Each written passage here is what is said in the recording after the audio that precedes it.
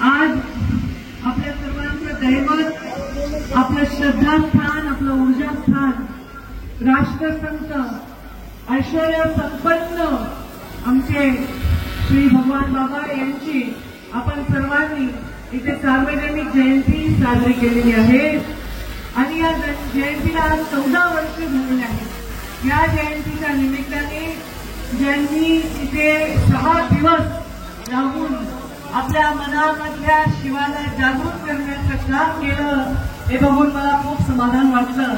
असे आमचे बंधू आदरणीय समाधान महाराज शर्मा त्यांचं कीर्तन वेगळं वाटलं मला की नवीन युवकांसाठी आणि लोकांसाठी पण एक वेगळ्या पद्धतीने त्यांनी जसं समोर बसलेले लोक आहेत त्यांना जसं आवडेल त्याच्या मनाने गेले आणि इतक्या लोकांचे आवाज ते काढतात म्हणजे किती त्यांच्यामध्ये म्हणजे वेगळी कला आहे आणि लोकांना खेळवून ठेवण्याचं सामर्थ्य आहे। त्यामुळे मला असं वाटतं की मी पण गोपीनाथ गडावर आपल्याला निमंत्रण दिलं पाहिजे आणि आता आपल्याला निमंत्रण देते की आपण यावं आमच्याकडे जरूर आपण मुंडे साहेबांच्या पुण्यतिथी किंवा जयंती निमित्त एखादा कार्यक्रम करू आणि आपण जरूर यावं असं निमंत्रण आपल्याला देते। आता या कार्यक्रमाला आवर्जून उपस्थित असलेले जसं एखाद्या राजकीय पक्षाचा माणूस दुसऱ्या राजकीय पक्षाच्या मंचावर जात नाही तसं असं म्हणाले समाधान महाराज की आमच्या क्षेत्रात एखाद्याचं कीर्तन ऐकायला कोणी दुसरं महाराज येत नाही पण आमचे हरभक्त पारायण अत्यंत रेग्युलर रोज आले। आमचे रंगे बापू आमच्या हरिभक्त पारायण आमच्या राधाताई आमच्या आई साहेब या देखील इथे आल्या त्याही खूप छान बोलतात। दोघांचंही सुंदर आता त्यांनी जे भजन सांगितलं तर मी म्हणलं लोक वेगळे लोक वेगळं म्हणले ते तर छान त्या दोघांचाही मी अनेक वेळा ऐकण्याचा योग आलेला आहे। अत्यंत सुंदर वाणींनी ते बोलतात। मंचावर आज उपस्थित भारतीय जनता पार्टीचे जिल्ह्याचे अध्यक्ष शंकररावजी देशमुख मंचावर उपस्थित या कार्यक्रमाला आवर्जून उपस्थित बदामराव पंडित मंचावर उपस्थित आमचे मधुकर तात्या आमच्या ज्येष्ठतेप्रमाणे नाव घेत आहे। मी लहानपणापासून ज्यांना बघते जसे जसे जॉईन झाले तसे तसे नाव घ्या। आमच्या मंचावर उपस्थित इथे भगवान बाबा जयंती उत्सव समितीचे अध्यक्ष करण तांदळे त्यांना सगळ्यांनी जोरात टाळ्या द्या। संकलन आणि प्रास्ताविक करत आहे आणि ते चांगलं भाषण केलं महेंद्र गंजे आमचे विजूभाऊ गोलार सय्यद अब्दुल्ला वसंत मुंडे यांना मला वाटतं सन्मानित आपण करणार आहात। संतोष मानूरकर राजू जाधव नगराध्यक्ष पाठवण्याचे मनोहर सानप आमचे तसं थोडा सिक्वेन्स चुकला मागे पुढे झाला महेंद्र चारी तुम्ही आमच्या बरोबर आहेत। पांडुरंग नागरगोजे आमचे फौजी गीते बापू आमच्या महिला मोर्चाच्या अध्यक्ष आपल्या राष्ट्रीय मतदारसंघातील सुवर्णताई नामरूड अनिल जायबाई अशोक लोढा रामदास बडे आमच्या समोर बसल्या सत्यभामाताई भांगर जालिंदर सानप संजय सानप असाराम सानप वैद्यनाथ तांदळे मीराताई तांदळे संतोष राप कृष्णा जाधव सर्व अधिकारी आणि आमचे पदाधिकारी सुशील कौटेकर देवीदासजी शेंगे सुधीर घुमरे सार्वजनिक जयंती उत्सव समितीचे पदाधिकारी करण तांदळे म्हणजे अध्यक्ष आसाराम सानप रिपीट नाव झाले तरी पण मी वेगळे मागवले कारण या पोरांनी खूप मेहनत घेऊन एवढा चांगला कार्यक्रम केलेला आहे। प्रकाश बांगर विकास सानप सुनील गर्जे रामभाऊ नागरगोजे गणेश नागरे महादेव राग संतोष सानप दीपक दादा अर्जुन नागरगोजे विकास बांगर ओंकार गर्जे सुरेश बांगर प्रमोद गर्जे सागर सानप संकेत बडे आणि उपस्थित सर्वच मान्यवर आणि समोर एवढ्या संख्येने उपस्थित सर्व टोपीवाले पाकोटेवाले सर्वांना माझा नमस्कार। सर्व वडीलधारी मंडळी आणि या कार्यक्रमाला इतकं सुंदर रूप साक्षात शिवाचं पुराण ऐकण्यासाठी शक्ती स्वरूपात अवतरलेल्या माझ्या मायमौलींनी आणि माझ्यावर अतोनात प्रेम करणाऱ्या आणि घोषणा गावा उन्हामध्ये चालत रथ माझं तर वाटत नव्हतं की मला ड्रायव्हर चालवत होता बोटं लावून हे लोक माझं रथ तिथपर्यंत आणला असे आमचे सगळे युवा उत्साही युवा माझे बांधव आणि माझ्यावर इतकं प्रेम करणारे सगळ्याच स्टेजवर उड्या मारून माझ्यावर फोटो करायला येणारे माझे सगळे छोटे छोटे लेकरं माझे बालगोपाळ आहेत। आज मी सगळ्यांची नावं घेण्यात थोडा वेळ घालवला कारण खरंच सगळ्यांनी खूप मेहनत घेतली। मला या कार्यक्रमाचं निमंत्रण जेव्हा आलं तेव्हा मी तात्काळ हो म्हणले कारण शिवशक्ती परिक्रमेमध्ये मी कार्यक्रमाला आले होते आणि आपण मोठ्या प्रमाणामध्ये तेव्हा कार्यक्रम घेतला होता. आणि खरंच आहे महेंद्र म्हणाल्याप्रमाणे की शिवाचं आणि माझं काहीतरी नातं दिसतंय. शिवशक्ती परिक्रमेच्या कार्यक्रमाला मी आले आणि आता आले ते आदरणीय सन्माननीय श्रद्धेय समाधान महाराजांच्या शिवपुराणाच्या निमित्ताने मी इथे त्याच्या समारोपासाठी आले. त्यांच्याबद्दल बरोबर आहे, शिवपुराण 7 दिवसात होत नाही, पुन्हा ते पुन्हा येणार आहे. त्यांनी ते शब्द दिलेला आहे आणि त्याच्यामुळे मी ते जेव्हा पुन्हा येतील ते माझ्याबरोबर पुन्हा येतील, मी पण येईल पुन्हा, असंही मी शब्द या निमित्ताने देते. खूप मला खरं खूप भरून आलं तर महाराज जेव्हा या पोरांनी एवढ्या उन्हात एवढ्या परिस्थितीमध्ये एवढी मोठी रॅली काढली. आमचे मी मधुताते नेहमी म्हणते, मधुताते आमचं पैलवान गडी आहे, मनाने निष्पाप आहे आणि बोलून टाकते जे समोर आहे, पोटात मोठात वेळ नाही. आणि ते म्हणायचे असं झाले तसं झाले. त्यांनी मला काल फोन केला. मी म्हणलं अरे आजूबाजूला एवढा पाऊस आहे, कशाला रॅली करता. मी आजच बैठक घेऊन आली. आष्टीमध्ये एवढा पाऊस पडलाय, शिरूरमध्ये पाऊस पडलाय, सगळीकडे लोकांची इच्छा आहे ताई तुम्ही या. मी म्हटलं तर मी येईन, ठीक आहे तुमचं समाधान होईल, पण सगळा हाच राडा आहे पुन्हा. ते मला गावाच्या बाहेरच जाऊ देणार नाही. या गावून त्या गावून त्या गावून, त्याच्यापेक्षा मला अधिकाऱ्यांना ताणते आणि तुमच्या सगळ्यांचे पंचनामे करते आणि तुम्हाला काहीतरी मदत मिळून देते तर उपयोग आहे. नाही तर काय फोटो काढायचा, गावाने जायचं. ते बघितलं आपण, सत्तेचा उपभोग आणि उपयोग हा प्रत्येक क्षणी सामान्य माणसाला करण्यासाठी, सामान्य माणसाचा वाणी आणि वाणी बनण्यासाठी मी राजकारणात आहे. तो क्षणही मी वाया जाऊ देणार नाही. म्हणून मी ती बैठक घेतली आणि मी आले. मला मधुतात्याचा काल फोन आला. महेंद्र वगैरे हे सगळे मुंबईला आले होते, हे पोरं पण सगळे आले होते. यांनी मला सांगितलं ताई बघा खरंच भगवान बाबाची किती पुण्याई आहे. बैसुनी पाण्यावरी वाचिली ज्ञानेश्वरी. लहानपणापासून ऐकायचे. माझ्या भगवान बाबांच्या भगवान भक्ती गडावर पण एकदा आपण या कीर्तनाचा कार्यक्रम आपण तिथेही करू, चांगला पुराणाचा एखादा. त्या कार्यक्रमामध्ये आल्या तुम्ही एवढी भव्य भगवान बाबांची मूर्ती जी बनवलेली आहे. मी म्हणजे मी नाही बनवली, या सगळ्यांनी बनवली, पण जी संकल्पना म्हणतो ना साक्षात्कार ज्याला होतो, बाबांना इच्छा झाली त्यांच्या सावरगावला जायची, ते माझ्या माध्यमातून झालं, कोणत्याही माध्यमातून झालं. तर ती जी मूर्ती माझ्या डोळ्यासमोर अवतरली, मी कधीच कुणाला सांगितलं नाही. ती मूर्ती होती भगवान बाबा पाण्यावर बसले आणि ज्ञानेश्वरी वाचतायत. तुम्ही असंही बघा भगवान भक्ती गडावरची मूर्ती, असं वाटतं की पाण्यात तरंगती आहे आणि ज्ञानेश्वरी वाचतायत. कोणीही भगवान बाबाची देशात अशी मूर्ती बनवलेली नाही. भगवान बाबांच्या लेखीने हा संकल्प पूर्ण केला. खरंच आहे, भगवान बाबांना ऐश्वर्य संपन्न संत म्हटलं जातं. वामनभाऊ वाचासिद्धी होती, वामनभाऊ कर्मठ होते, वामनभाऊंना धाक होता. भगवान बाबा हे अत्यंत ऐश्वर्य संपन्न होते, घोड्यावर असे रुबाबदार. त्यांचं आता तर ते एआय आले ना महाराज, त्यामुळे एआयवर ते भगवान बाबा साक्षात दिसल्यासारखे दिसतात. घोड्यावर ते जायचे, घड्याळ घालायचे, मोठा ओव्हरकोट घालायचे. माझे बाबा मला नेहमी सांगायचे भगवान बाबा चांगल्या श्रीमंत परिस्थितीतले होते, पण त्यांनी समाजासाठी ही स्वीकारलेली भूमिका होती. आणि एवढं की ते जिथे जातील ते पावन व्हायचं. जिथे पूर आलाय ते म्हणायचे ना पूर ओसरायचा, तसं लोक म्हणायचे मुंडे साहेब आले ना जिल्ह्यात की पाऊस पडायचा. म्हणायचे की त्यांनी मुंडे साहेब आले की पाऊस पडायचा. आणि तो वारसा मलाही दिला. नंतर दुष्काळ होता 14-13 पासून. मी आले पाऊस पडायचा. लोक म्हणायचे ताई तुम्ही आल्या पाऊस पडायचा. आता मला भीती वाटायची होती मी इथं आले पाऊस पडला तर यावेळी गडबड होईल, म्हणून मी आपली चिंतेत होते. पण आजूबाजूला एवढा पाऊस होता, एवढी अडचण होती. पण खरंच पोरांनो तुम्ही खूप मेहनत केली आणि तुमच्या साक्षात या कार्यक्रमाला शिवाचा आशीर्वाद, महादेवाचा आशीर्वाद लाभला. आणि कुठलेही हानी झाली नाही, कुठलाही ठेवणं एक पडला नाही आणि काही अडचण नाही आली. मधुतात्या तेच म्हणले बघा ना ताई किती सत्व असते कार्यक्रमात एखाद्या नावात, खूप मोठी गोष्ट आहे. आणि त्यामुळे आज मी इथे आले ते भगवान बाबांच्या ओढीने आले. मला आठवतं जेव्हा मी भगवानगडावर म्हणजे भगवानगड नगर, मग बरेच मीडिया यालाही भगवान भक्तीगडाला भगवानगडच म्हणतात बाहेरचे, तर ते भगवानगडावर मी जेव्हा गेले त्या दिवशी दर्शन घेतलं बाबांचं. शेवटची जेव्हा गेले आणि मी बाबांना म्हणले बाबा चला माझ्याबरोबर. खरंच सांगते मी भगवान बाबांना म्हणले बाबा माझ्याबरोबर चला.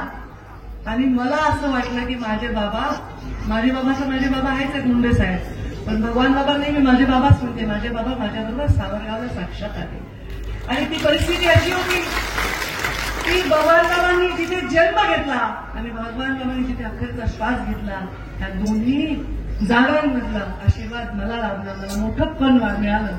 आणि मला शेवटच्या दिवशी, त्या दिवशी दसऱ्याला आपण भगवान बाबांच्या मूर्तीचं लोकार्पण करणार होतो, त्याच्या आदल्या दिवशी अशी फजिती झाली. ज्यांनी कलाकारांनी मूर्ती केली, हो तयार आहे, निघाली, आत्ता पोचते, रात्रीच आम्ही लावणार असं म्हणले, ते कलाकारांनी काय कच खाल्ली, त्याच्या मागे काय झालं ते भगवान बाबालाच ठाऊक. पण त्यांनी काही मूर्ती लावलीच नाही.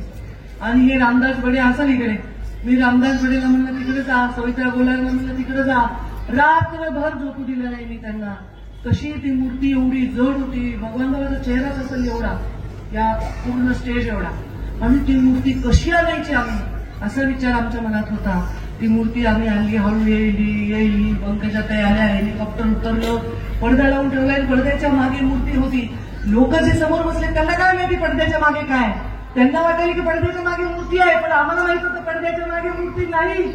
आणि मग खरा भाषण चाललंय. आम्ही म्हणलं भगवान बाबा की जय म्हणले, मी भाषणाला उभे राहिले. त्यांचा काहीतरी मांडीचा भाग लावणं चालू होतो. आता काय भाषण करेपर्यंत कसं चेहऱ्यापर्यंत येईल ते, असं माझ्या मनात विचारायला आम्ही भाषण केलं. आणि भाषणाच्या नंतर भगवान बाबांचं नाव घेतलं आणि म्हणलं जाऊ दे, जे असेल ते असेल, काढा ना ते पडदा, म्हणून पडदा काढला. साक्षात पूर्ण मूर्ती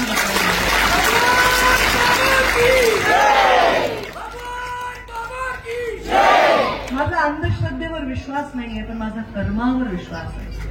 आणि आपल्या श्रीकृष्णाचं आपण नाव घेतो, आपण इथे भागवत पुराण करतो, कर्म फार महत्वाचं आहे. जे आपण करतो तेच आपल्याला मिळतं. आणि कलियुगात, महाराज चुकले तर क्षमा करा, कलियुगात कर्माची फळं चांगली आणि वाईट दोन्ही लगेच तात्काळ मिळतात.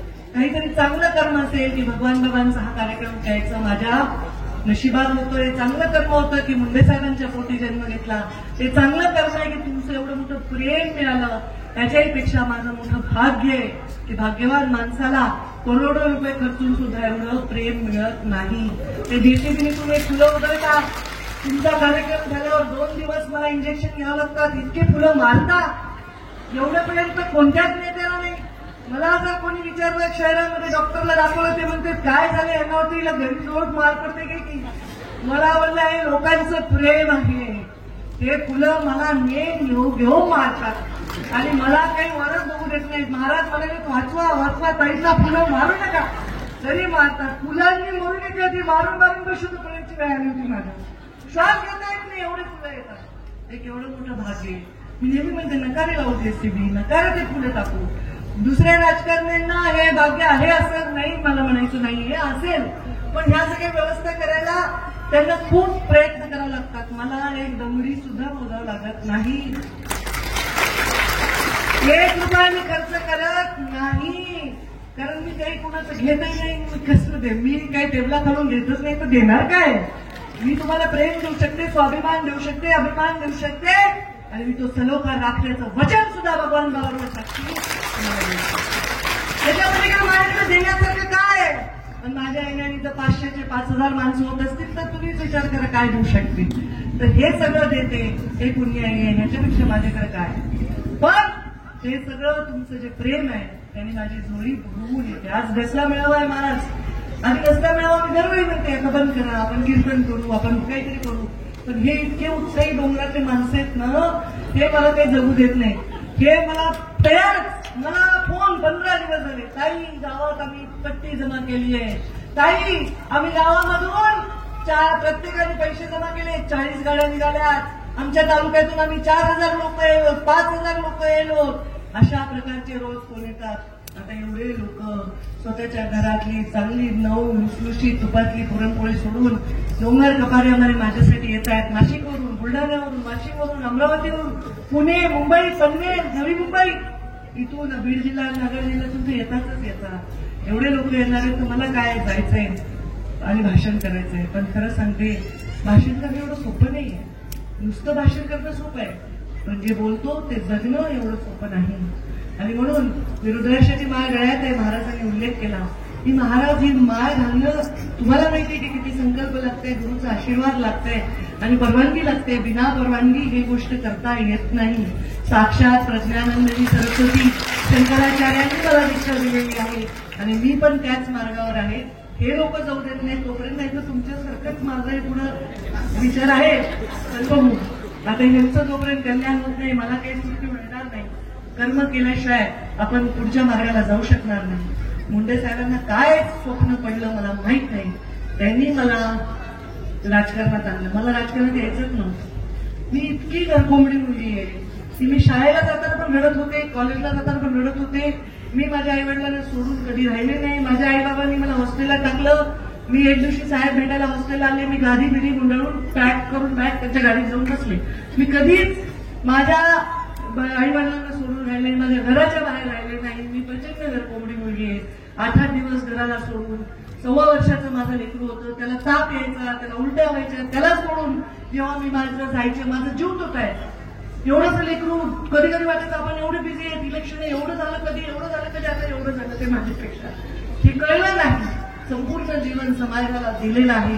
पूर्ण वैभव पायाशी लोळण घेत असताना मुंडे साहेबांनी मला तुला समाजाच्या ओटीत घालायचंय म्हणून मला तुमच्या ओटीत घातलेलं आहे. आणि कधी कधी वाटतं कसं नातं आहे आपलं. तुम्हाला माझ्या ओटीत घातलं, मला तुमच्या ओटीत घातलंय असं अद्भुत नातं आहे. तुमची जबाबदारी माझ्यावर आणि माझी जबाबदारी तुमच्यावर दिलेली आहे. अचानक राजकारणात पडलेलं पाऊल आणि अचानक एकच इलेक्शन मला माझ्या वडिलांचा आशीर्वाद लावला. 2009ला तर मुंडे साहेब माझ्या इलेक्शनला जिवंत नव्हते. पण त्या 4.5 वर्षात त्यांनी मला काय काय शिकवलं की मी अजून 15 वर्ष झाले. म्हणजे मी 2004ला पहिल्यांदा पाऊल ठेवलं राजकारणात. 2009ला निवडणूक लढवली. आज 20 वर्ष राजकारणामध्ये मी काम करत असताना, 22 वर्ष समाजात काम करत असताना आज जे काही मी करते आहे ते प्रत्येक श्वास मुंडे साहेबांना आणि भगवान बाबांना शोभेला साथ घ्यायचा प्रयत्न करते. जेव्हा नम्र व्हायचं असतं तेव्हा अतिनम्र व्हायचं असतं. जेव्हा शांत राहायचं असतं तेव्हा अतिशांत राहायचं असतं. जेव्हा संयमाने वागायचं तेव्हा संयमाने वागायचं असतं. आणि जेव्हा युद्धामध्ये जायचं असतं तेव्हा हातातली तलवार खाली ठेवू द्यायची नाही. अशा प्रकारचं युद्ध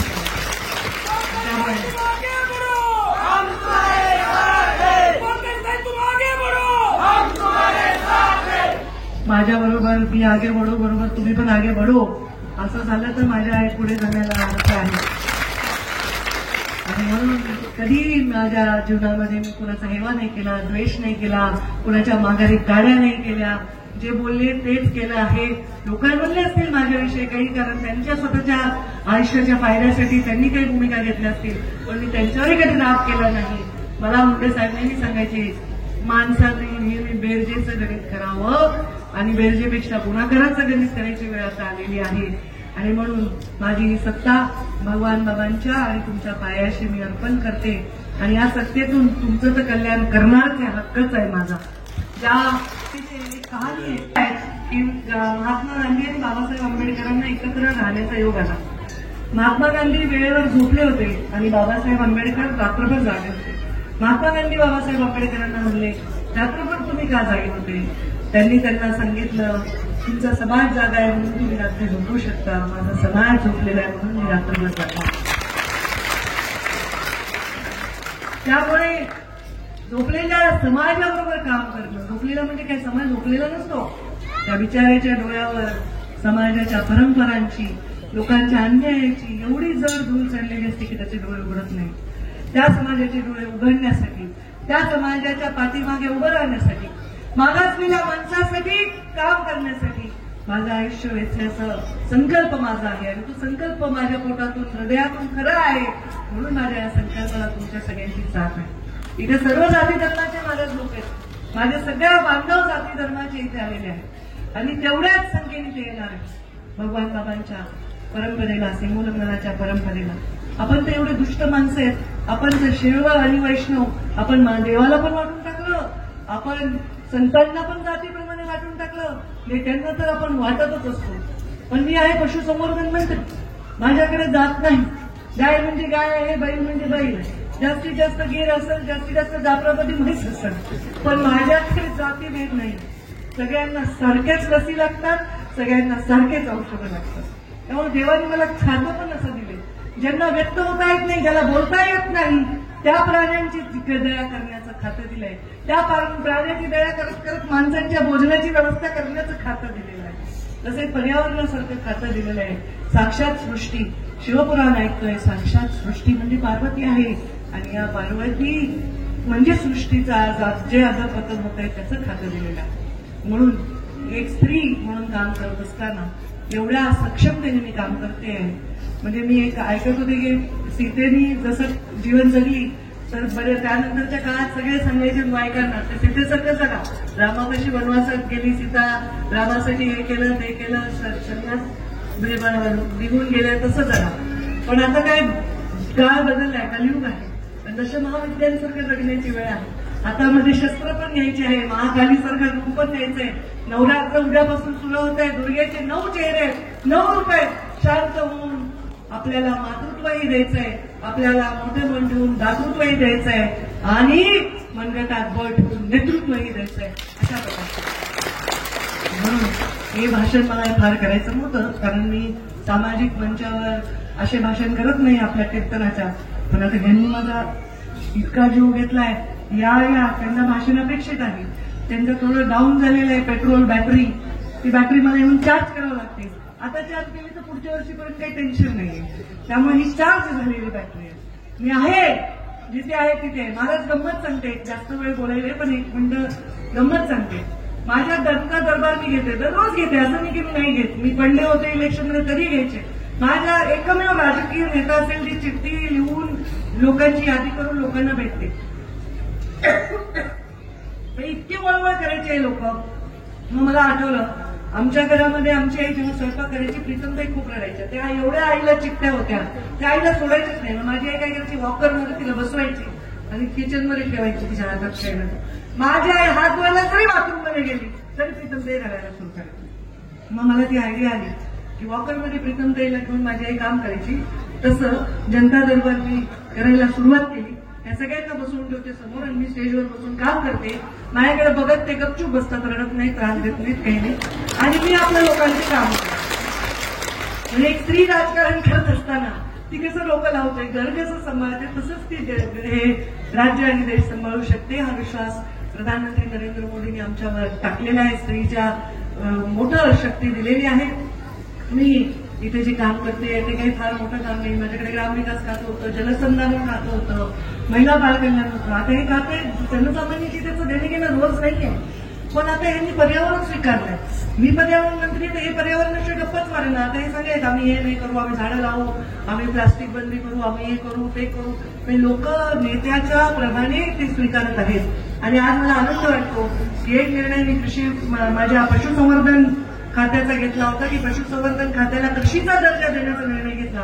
तर प्रधानमंत्री नरेंद्र मोदींनी देशामध्ये पण तो निर्णय घेतला आणि त्यांनी घेत असताना असं लिहिलंय की महाराष्ट्राच्या निर्णयाला म्हणजे उद्देशून महाराष्ट्राच्या निर्णयाप्रमाणे आम्ही हा निर्णय घेतलाय.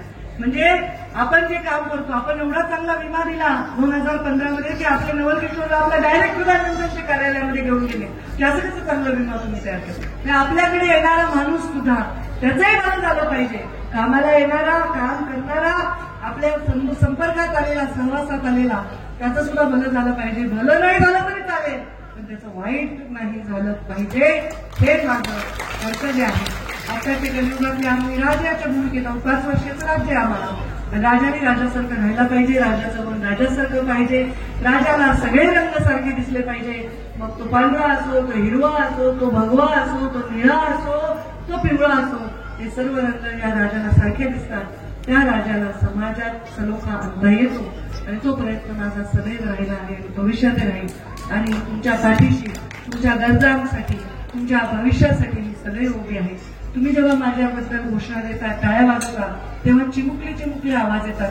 पंकजात काही तू मागे बडो, हे लेकरं मला घोषणा देतात. इतके गोड आवाज आहेत हे पंकजाताई आम्ही तुमचं गाणं ऐकतो म्हणून इतकी छोटी मुलगी मला आता म्हणली. आम्ही कोणतं गाणं, पंकजाताई बाग फुले होते बीजेपीच्या कमळाचं. आता 3 वर्षाच्या पोरीला काय कळतं बीजेपीचं कमळाचं काय. पण ती मला सांगत होती आम्ही तुमच्या गाण्यावर नाचतो, ते आम्हाला तुमचं गाणं आवडतं. याच्यापेक्षा काय पाहिजे. किती तरांमध्ये हिरे, माणिक, मोती, सोनं, नाणं ठेवलं आणि ही प्रतिष्ठा, हे प्रेम ठेवलं तर मी ही प्रतिष्ठा आणि प्रेमच निवडेल. एवढंच मला असं निमित्ताने सांगते. आणि मी मुंडे साहेब वडिलांच्या भूमिकेत होते, समाजाच्या, मी आईच्या भूमिकेत आहे. आणि आईला वाईटपणा स्वीकारावं लागतो, कधी धपाटे मारावं लागतात, कधी कार ओढावं लागतो, कधी गाल पिळावं लागतो, आईला सगळं करावं लागतं. बाप काय येतो चांगला जातो, पण आईचं काम आहे. त्यामुळे मुंडे साहेबांनी तुमच्यावर प्रेम केलं, त्यांनी तुम्हाला शक्ती दिली, आता तुम्हाला शिस्त पण लावून, तुमचा संस्कार पण करून तुम्हाला चांगलं घडवलं, हे सुद्धा माझं कर्तव्य आहे, ते मी करते. आपण आशीर्वाद द्या, असंच प्रेम ठेवा आणि असंच प्रत्येक कीर्तनाला बोला. मागच्या वेळी मंत्री नव्हते, यावेळी मंत्री झालेली आहे आणि पुढच्या वेळी तुम्ही बोलवणार तर मला रामायण ऐकायचं. पुढच्या वेळी आपल्याला आता शिवपुराण ऐकलेलं आहे, पुढच्या वेळी रामायण ऐकायचं आहे. त्यासाठी मी आवर्जून येईल आपल्या सर्वांचे. पुढच्या वेळी आवर्जून आपण सर्व भेटूच. आपल्या सर्वांच्या प्रेमासाठी हात जोडून आपले सर्वांचे आभार मानते आणि शिवाच्या चरणी, महादेवाच्या चरणी प्रार्थना करते. सर्व मंगल मांगल्ये शिवे सर्वार्थ साधिके शरण्ये त्र्यंबके गौरी नारायणी नमोस्तुते. सगळ्यांचं मंगल कर अशीच प्रार्थना करते. उद्या रेणुकाईला जाणार आहे, रेणुकाईला हेच प्रार्थना करेन की माझ्या या समाजातल्या सगळ्यांना सुखी ठेव, यांच्यामधला प्रेम भाव, बंधुभाव असा जसा आता परिस्थिती तसा नको ठेवू, जसा पूर्वी होता तसा होऊ दे. अशा प्रकारे छत्रपती शिवरायांच्या महाराष्ट्रात सगळ्या मावळ्यांना सोबत घेऊन स्वराज्य सैनिक स्थापन केलं. ते स्वराज्य आहे म्हणून आज आपण इथे सन्मानाने जगत आहोत. म्हणून समाधान महाराज शिवपुराण सांगत आहेत, म्हणून पंकजामध्ये गळ्यात रुद्राक्ष घालून फिरत आहेत. हे आपला सन्मान छत्रपती शिवरायांमुळे आहे. आणि त्यांच्या पश्चात आपल्या भगवान बाबांनी, वामन भाऊंनी हा सन्मान डोंगरदऱ्यातल्या लोकांना, ज्यांना दरोडे काढण्याशिवाय आणि काही करण्याशिवाय काम नाही, त्या का काम होतं, त्यांना चांगल्या माणसामध्ये आणण्यासाठी हे आपल्याला पायंडे पाडून दिलेले आहेत. तेच पायंडे आपण पुढे सांगत राहू, एवढं या निमित्ताने सांगते. धर्मावर प्रेम करा, श्रद्धा ठेवा, पण अंधश्रद्धेला 10 लांब करा, एवढंच मात्र या निमित्ताने सांगितलं. माझ्या वाणीला विराम देईन. धन्यवाद. जय हिंद, जय महाराष्ट्र, जय भगवान.